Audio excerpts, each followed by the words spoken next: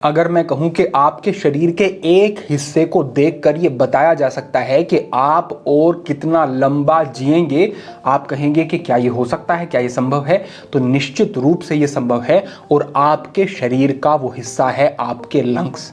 आपके लंग्स जितने ज्यादा हेल्दी होंगे उतना ही आप लंबा जियोगे। और ये साइंटिफिकली भी प्रूवन है, कई स्टडीज भी ऐसी की गई जिसमें 20-30 साल तक लगातार एक ग्रुप को देखा गया, उसे स्टडी किया गया और पाया गया कि उस ग्रुप में जितने लोगों के लंग्स बेहतर थे वो बेहतर फील करते हैं, बेहतर उनका स्टेमिना है, अच्छी उनकी ऊर्जा है, वो बीमारियों से बचे हुए हैं और उम्र ज्यादा होने के बाद भी उम्र का वो असर उनके ऊपर दिखाई नहीं देता है। तो आप समझ लें कि लंग्स ठीक हैं तो लंबा जियोगे। और ना केवल लंबा जियोगे बल्कि आपकी स्किन बेहतर होगी, आप बेहतर दिखेंगे, बेहतर एनर्जी में रहेंगे, हेल्दी रहेंगे, हर तरीके के प्रभाव आपके ऊपर होंगे। योग भी कहता है कि आपके शरीर के हर हिस्से और हर ऑर्गन को निश्चित मात्रा में प्राण चाहिए। प्राण क्या है? एक ऊर्जा है जिससे आपका शरीर चलता है।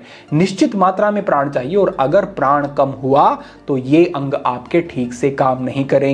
और प्राण को शरीर में बढ़ाने का जो स्थान है वो क्या है? आपके लंग्स हैं। और इसको प्राण वायु भी कहा गया है, यानी कि यहां पर जो प्राण काम करता है उसे प्राण ही कहा गया क्योंकि ये सेंटर है, ये मेन है और यहीं से पूरा शरीर चल रहा है। अगली कुछ मिनटों में आप ऐसी कुछ ब्रीथिंग टेक्निक को समझने वाले हैं जिनको रिप्लेस नहीं किया जा सकता है। आप रनिंग कर लें ठीक बात, आप कोई दूसरा व्यायाम कर लें ठीक बात, लेकिन जो ये ब्रीथिंग एक्सरसाइज आपके लिए कर देंगी वो दूसरा कोई व्यायाम नहीं करेगा। जितना ज्यादा लंग्स का यूज आप इसमें कर लेंगे कोई दूसरा तरीका नहीं है। साथ ही मैं कह दूं कि इससे आपको अभी इसे करके देखना और तुरंत विचार शून्यता, विचार ठहर गए पूरी तरह से, ऐसा अनुभव भी होगा। तो आपको अब बिल्कुल सारी चीजों को बंद करके ठीक से इस विषय को समझना शुरू करना है और धैर्य बना करके रखना है, क्योंकि धैर्य रखेंगे तभी चीजें आपके जीवन में बेहतर तरीके से आ पाएंगी। आगे बढ़ने से पहले छोटा सा संकेत ये कि अगर आप हठ योग अभ्यास और ध्यान साधना से जुड़ना चाहें तो डिस्क्रिप्शन में उसके बारे में पूरी जानकारी साझा करवा देंगे, वहां से आप देखें और उन व्यवस्थाओं से भी जुड़ें और अधिक लाभ मिलेंगे। अब मूल विषय को समझें। देखिए, इसमें सबसे पहला जो हमारा अभ्यास यहां पर रहेगा वो है कि आपको कैसे बैठ करके अभ्यास करना है, इस बात को समझना होगा। जैसे अभी मैं सिद्धासन में बैठा हूं, अगर सिद्धासन में बैठ सको तो बहुत अच्छा है, क्योंकि सिद्धासन में आते ही मन स्वाभाविक रुकने लगता है, स्पाइन ज्यादा सीधी आप रख पाएंगे, ज्यादा अलर्ट आप फील करेंगे और मूलाधार चक्र इससे स्पंदित होता है। तो बड़े लाभ मिलेंगे सिद्धासन में बैठ पाए तो अच्छी बात। अगर नहीं बैठ पाए तो जैसे पालथी लगा करके नॉर्मल आप बैठते हैं वैसे आप बैठ जाएं। अपने हाथों से कोई मुद्रा आपको नहीं बनानी है, हथेली को अपने घुटनों के ऊपर ऐसे रखना है और अपनी स्पाइन को सीधा कर लेना है और बिल्कुल सामने देखना शुरू करना है। उसके बाद कंधों की तरफ ध्यान दें और कंधों को थोड़ा सा इस तरीके से पीछे की तरफ लेकर के आएं। इतना आपको करना ही होगा। यहां पर आपने अपने शरीर की स्थिति को अभ्यास के लिए तैयार कर लिया। अब पहला जो अभ्यास यहां पर है इसको समझें। इसमें हम 3 लेवल ब्रीथिंग करते हैं। इसमें पहले आपको जो इनहेल करना है उससे पेट बाहर आएगा। दूसरा जो इनहेल आपको करना है उससे छाती फैलेगी और तीसरा जो इनहेल आपको करना है उससे आपके कंधे थोड़े ऊपर की तरफ जाएंगे और ज्यादा प्राणवायु आप ऊपर तक जैसे स्टोर कर रहे हैं। इसे क्लेविकुलर ब्रीथिंग भी कहा जाता है और इसमें आप इस तरीके से कंधों को ऊपर उठाते हुए और प्राणवायु को ज्यादा से ज्यादा स्टोर कर रहे हैं अपने शरीर में और एक्सेल कर रहे हैं। तो भी पहले पेट अंदर की तरफ जाएगा, उसके बाद आपकी छाती सिकुड़ेगी और उसके बाद आपके कंधे नीचे की तरफ आएंगे और फिर से इसी तरीके से पहले पेट बाहर, छाती फैली और कंधे थोड़े ऊपर गए और फिर से एक्सेल के साथ पेट अंदर, छाती सिकुड़ेगी और कंधे नीचे आएंगे। ये आपका शुरुआती अभ्यास है। अपेक्षाएं समझ आ गया होगा। ध्यान दो, पहले इस तरीके से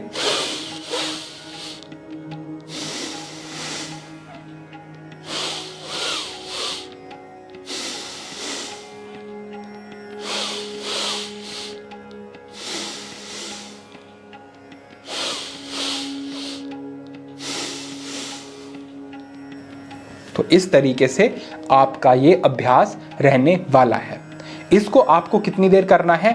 लगभग 3 मिनट का अभ्यास काफी होगा।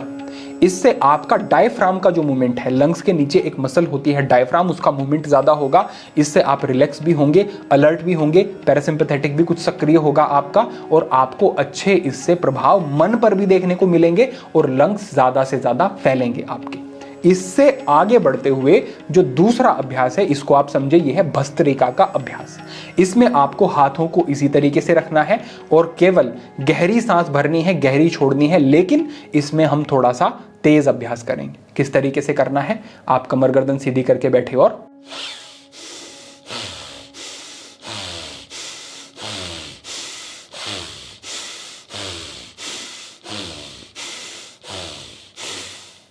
इस तरीके से ये आपका पूरा अभ्यास रहेगा। अभी नोस्ट्रल अगर आपकी हल्की सी अवरुद्ध होगी, कभी कभी होती है, तो उससे क्या होगा, एक आवाज आएगी, उसे बिल्कुल नॉर्मल समझना और अपनी पेस पे जिस तरीके से आपको अभ्यास करते जाना है वो आपको इनहेल एक्सेल करना है और ध्यान रखना है केवल छाती की तरफ। ये आपकी दूसरी टेक्निक हुई और यहां आपने अपने शरीर को अभ्यास के लिए तैयार कर लिया। अब यहां पर तीसरी जो विधि है, इसको समझो। इसमें क्या करना है, दोनों हाथों को आगे इस तरीके से लेकर के आना और अपने हाथों की फिंगर्स को ऐसे मिला लेना। यहीं से इनहेल करना और छाती को पीछे की तरफ इस तरीके से खींचना है। एक्सेल करना है और दोनों उंगलियों को फिर से मिलाना है और अपनी एल्बो को अपने शरीर के साथ लगा लेना है इस तरीके से। यहां आकर के पूरा कंप्लीट एक्सेल रहेगा और पीछे जाते हुए इनहेल रहेगा। इसको आपको 1 से 1.5 मिनट का अभ्यास शुरू में काफी होगा और ऐसे ऐसे 2 से 3 चक्र आप कर लेंगे। तो इस तरीके से किया और शुरू करते हैं।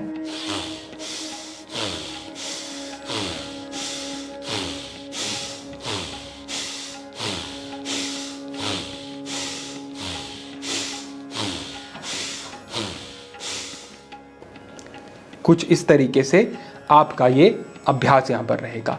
एक्सेल पूरा कर रहे हैं जब सांस बाहर छोड़ रहे हैं, इनहेल पूरा कर रहे हैं जब आप पीछे हाथ ले जा रहे हैं, और जब पीछे हाथ ले जा रहे हैं तो देखिए आप कंधे आपके पीछे जा रहे हैं, पूरा रिब गेज आपका खुल रहा है और ज्यादा से ज्यादा आप अपने लंग्स का प्रयोग कर सकते हैं यहां पर। तो ये आपका अगला अभ्यास हुआ। इसमें एक और बात समझ लो कि प्राण वायु जब ज्यादा आपके लंग्स में जाती है तो आपके लंग्स की जो लोअर लोब है वहां तक वायु पहुंचती है और लोअर लोब में ग्रेविटी के कारण ज्यादा ब्लड स्टोर रहता है।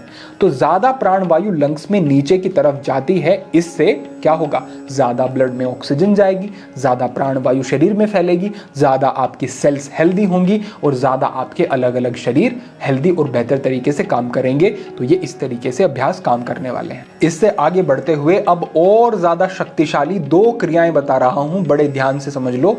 इससे अगला अभ्यास हमारा है खंड प्राणायाम का अभ्यास। इसमें 2 टुकड़ों में सांस को अंदर लें और 2 टुकड़ों में ही सांस को बाहर छोड़ना होता है। अब कैसे ये अभ्यास रहेगा देखो, इसमें आपको 2 टुकड़ों में इनहेल करना है, 2 टुकड़ों में एक्सेल करना है।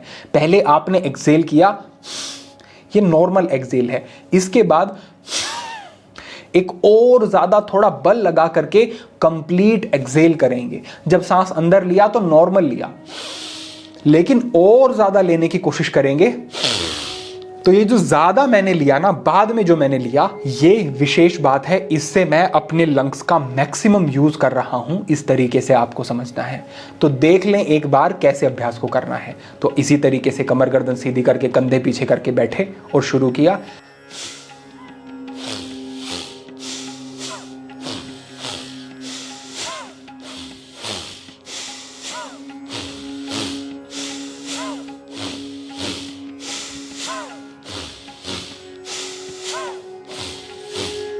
और आप देखेंगे कि जैसे ही आप कुछ बार इस अभ्यास को दोहराओगे तो आप देखेंगे कि पूरा शरीर जैसे शांत हो गया हो, पूरे शरीर में एक झुंझुनाहट सी अनुभव हो सकती है। आपको बड़ा रिलैक्स फील होगा, आपके शरीर में प्राण वायु आपको स्वाभाविक रूप से बढ़ती हुई दिखाई देगी। जब लगे कि काफ़ी हो गया तो बीच में रुक जाना है और नॉर्मल सांस लें।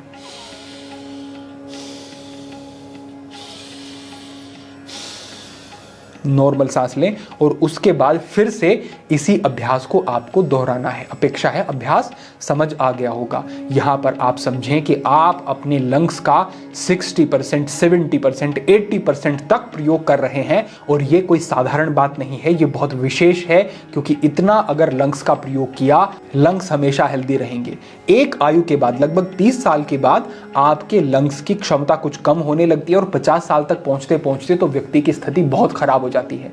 लेकिन मैं कहता हूं कि अगर ये अभ्यास किए तो चाहे 60 साल, 70 साल क्यों ना उम्र हो जाए, लंग्स आपके हेल्दी रहेंगे। और अगर लंग्स हेल्दी हैं आपके, तो आप हमेशा युवा अंदर से अपने आप को अनुभव करोगे। इससे आगे बढ़ते हुए अंतिम अभ्यास की तरफ बढ़ते हैं। ये क्या है? इसमें आपको इनहेल करना है नोस्ट्रल से, एक्सहेल करना है मुंह से। इनहेल करना है नोस्ट्रल से, एक्सहेल करना है मुंह से। समझें इस अभ्यास को भी। सीधे बैठे और